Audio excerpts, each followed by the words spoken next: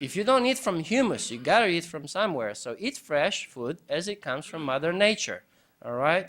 So go to the natural product section. In other words, the part where they have fresh, whether it's fresh vegetables, fresh salad, fresh fruits, even fresh meat. As far as I'm concerned, from harvest standpoint, you can eat any kind of meat you want.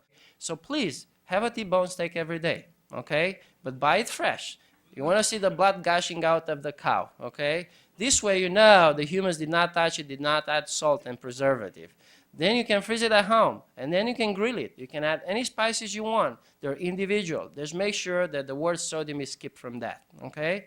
You can use various salt substitutes for a good list. Andrea has it. She'll tell you more about that. That in general, things that are associated with Mrs. Dash, they're probably okay. But sea salt is actually worse than the regular salt for you, by the way, all right? They are correct, they say there's more pure, but that is the reason why you can use less and have the same damage, okay?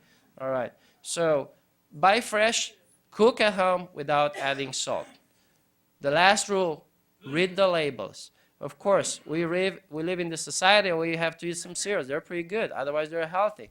However, or you gotta buy milk, you gotta buy, various other products. They are made by humans and they are healthy. But I would like for you to read the labels, and I recommend sodium less than 100 milligrams per serving, or 80 milligrams if you still accumulate fluid. So let me walk you through some examples, and I'll be over soon, okay? So here's an example of this is supposed to be fresh frozen vegetables, okay? You think that, look, they're all frozen, they're fresh, they should be just fine. Well, I could never figure how come your broccoli and all this stuff, they have all the way up to 200 milligrams of sodium, okay? Into this. Here's another fresh frozen product here. Broccoli, plenty of them. You get only 20 milligrams. That's below 100 milligrams mark. These are good for you, okay? If you don't want to keep reading the labels, then the easiest thing to do, just go to the fresh product, and then you freeze them at home. So you may freeze food, but after you bought them fresh, they have not been contaminated by humans, all right? Now, this is the best one, just because you don't eat French fries from the restaurant doesn't mean they cannot, come already with salt. These are supposed to be, frozen. They're not supposed to have salt. So for some reason, they still squeeze in a little bit of almost half a gram of sodium per serving, okay? I don't know why. So it's added to preserve taste the same way. Now, so how about the pre-made dinners? They're healthy otherwise, healthy in choice. And I have nothing against healthy in choice, but I don't think there's anything healthy in your choice when your dinner has 600 milligrams of sodium, okay? So please read that, and I would not. It's much better for you to cook your own stuff at home, okay?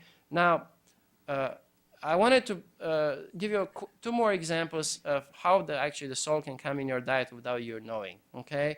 One is the cereals.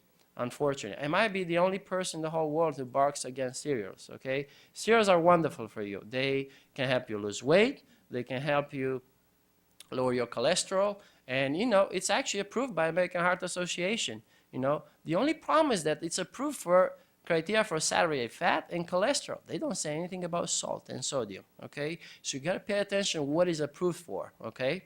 Cheerios otherwise are wonderful. The problem is that to pass the test, whether it's healthy for you, you have to read the label for sodium. It's 190 milligrams, okay, of sodium, all right? But how about let's choose some cereals that actually help, or maybe, all of them have it. Maybe we have no choice. This is my son, so he was really bored to death yesterday at Target. So you want to help me? Help me so I can help the patients. Here's the deal. You just hold those boxes there. I'll take a picture. And then I'll teach you what's the purpose for this. So we look at Raisin Bran and we look at shredded wheat. Which one do you think will have less sodium? Very good. Yeah. So that's exactly what happens. The Raisin Bran has 300 milligrams per serving, okay? And I hope you don't eat more than one serving of cereal per day, okay? The shredded wheat has actually 0. So of course, this is what my 10 years old, strongly recommends. Another favorite that I have is actually bread. Really keep in mind that whether it's white or brown or wheat bread has nothing to do with the salt they put in it, okay? If it's actually from Mother Nature, you'll have 0. So what you need to do is to read the label. This is basically 2 different brands of the wheat type bread, okay? This is the Nature's Own, all right? And this is the old-fashioned bread, okay? So, and they're both wheat. And look at this. One has 110 milligrams of sodium per serving. per slice. The other one has 220, okay? So I'm going to repeat, and I'm going to finish with this. And I want to tell you, all these simple rules and the explanation, one page, we have the handout, and you should have it there somewhere. They're really easy to follow.